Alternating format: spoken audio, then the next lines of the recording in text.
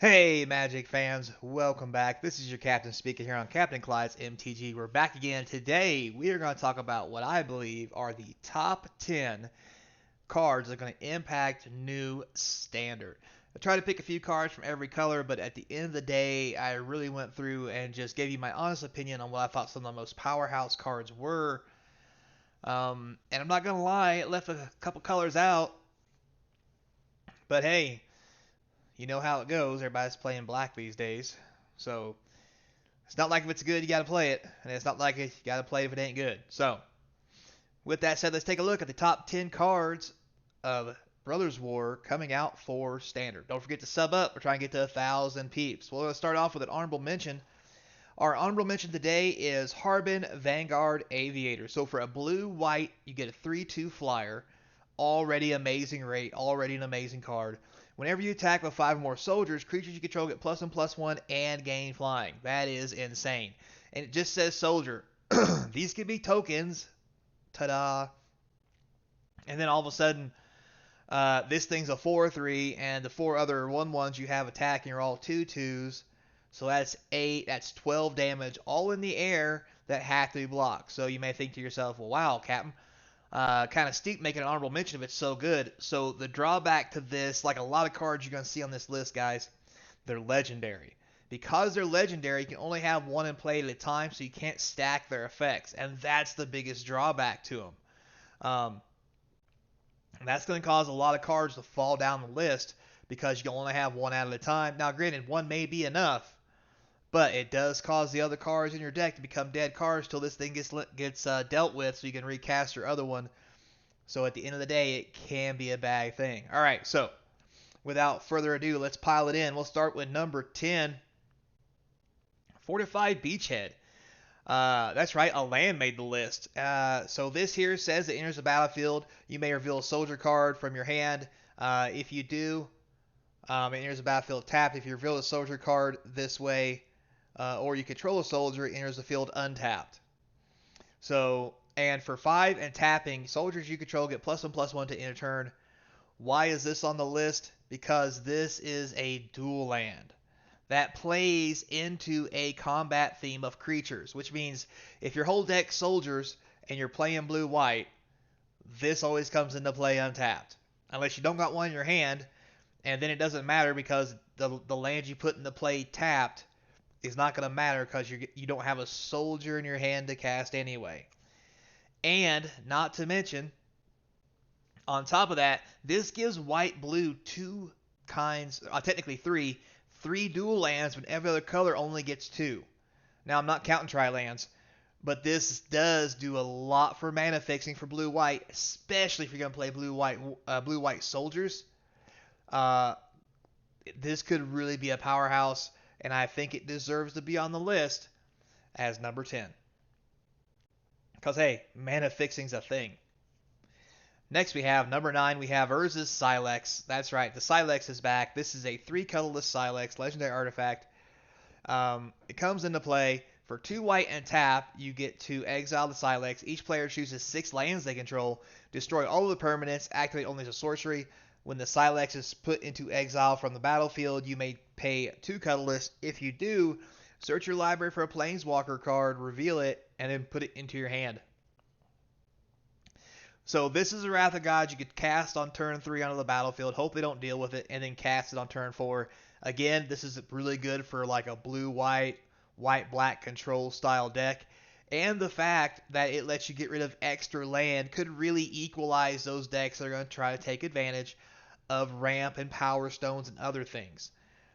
So this, I think, is definitely going to be a thing, whether you like it or not, especially in control decks. Plus, let's say they try to get rid of this card by exiling it.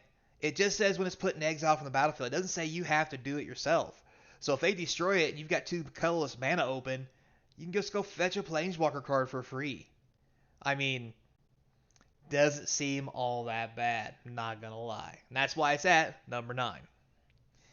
Next we have number 8, Lay Down Arms. 1 white sorcery. Exile target creature mana value less than or equal to the number of planes you control. Its controller gains 3 life. This is a basically fixed um, excuse me. I forgot what the card's called now. You know, Path to Exile. Yeah.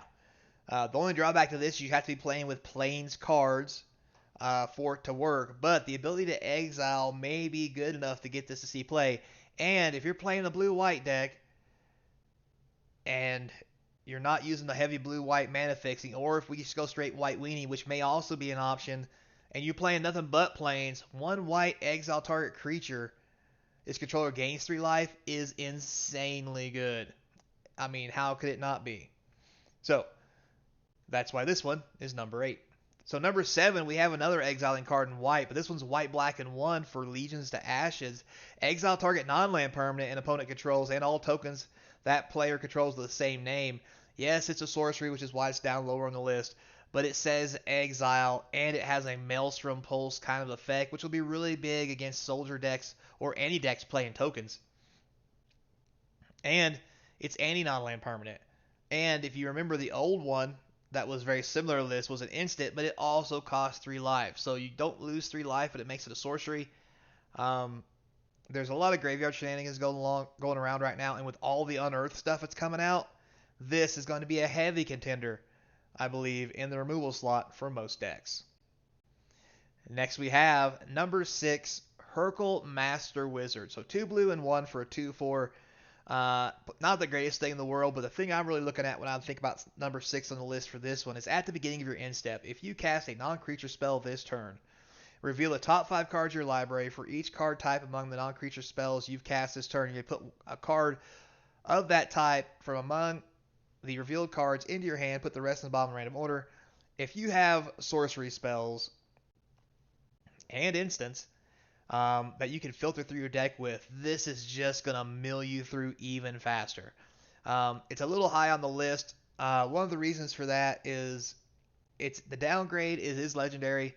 The upside, it's a 2/4. Well, what does that mean? Well, as you know, the most popular removal spell in black right now for 1 black kills anything that has power and toughness equal to 5. The power and toughness here equals 6. Meaning that 1 black removal spell cannot kill this. Now, with that said, there's plenty of removal spells in the format, but being able to keep it out of the range of one of the most effective ones gives it a lot of play, and the ability for it to replace cards in your hand does make it kind of powerful, especially if you're going to play something that's not counter spells, but still heavy blue. Moving on, next we have number 5. We have Myrel, Shield of Argive. White and 3 for a 3/4 legendary creature. During your turn, and your opponents can't cast spells or abilities or artifact creatures or enchantments, or activate the abilities of artifact creatures or enchantments. Whenever it attacks, create X/1/1 colorless soldier attacking creature tokens, where X is the number of soldiers you control in a soldier mono white deck. This can get out of hand very quickly. Not to mention, this prevents counterspelling and your opponent from activating, well, anything during your turn. So it can be very good. Example of ability of artifacts. You can't crew vehicles. So there's that, right? And that's just to start with. It is 4 mana, making it kind of high. And again, legendary, meaning you can only have one played at a time. But again, 3/4 outside the range of the most effective black removal spell in standard. And the ability for it to just generate creatures upon creatures upon creatures. And the extra ability it comes with, I believe, is going to make this card a powerhouse in mono white and white blue soldier decks. Number 4, we have another great legendary creature, Lorn of the Third Path. White and 2 for a 2/1 with Vigilance. So, again, a little lower in the list because it's legendary, but who doesn't want a white Reclamation Sage? Exact same stats. White and 2 for a 2/1. When it comes into play, destroy artifact or enchantment, except this one comes with Vigilance as well, so you can attack for free, and you can tap it so you target opponent can each draw a card. May not be the best ability, but you combine this with a black-white Shieldred deck or whatever. That tap ability is basically say gain 2 life, opponent loses 2 life, plus you get a card. There's all kinds of things you can do with this, but just the fact that this thing is a disenchant with legs, like Reclamation Sage, makes this a highly playable card. and maybe might need to be higher on the list depending on how heavy artifacts actually are in the set. Next we have coming in at 3, we have Gix, the Yawgmoth Praetor. 2 black and 1 for a 3/3.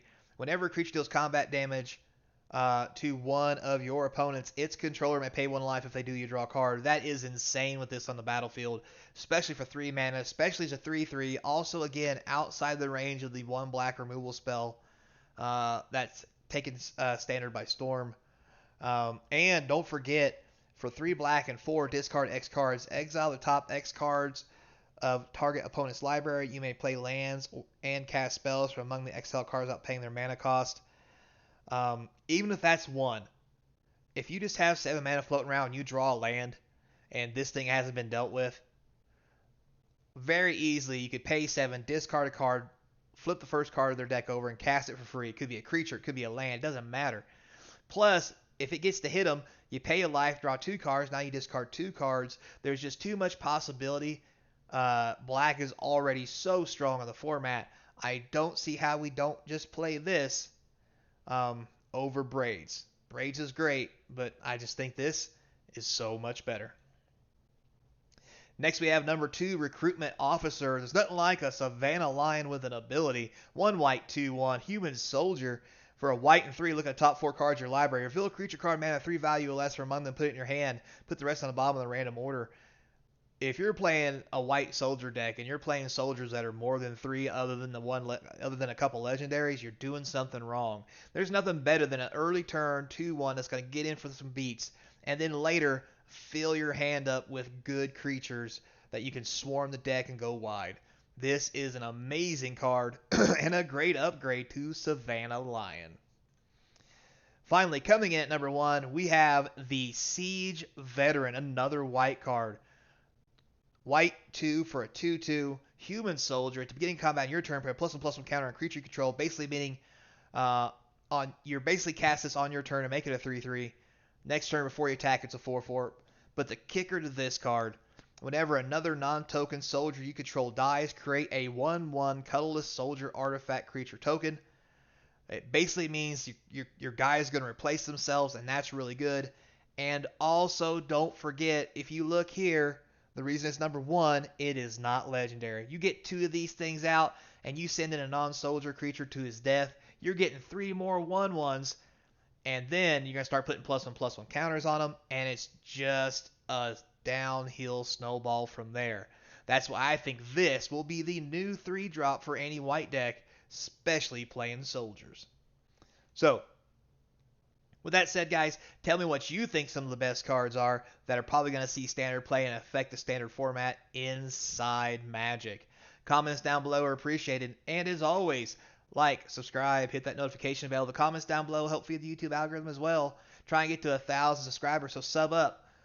And if you want to do more, don't forget links in the description to the eBay store, Patreon page, my email. We're going to work next weekend. I know I said it would be the previous weekend, but apparently I have to go through an orientation on Whatnot before I can stream, which I had to set for next weekend because I got a real job during the week. So look forward to a couple Whatnot streams coming up. While we'll give away some great prizes, have some fun games. If you have any suggestions, email me, put them in the comments down below what you'd like to see as we start selling some cards, packs, and sealed stuff, and all kinds of sweet swag.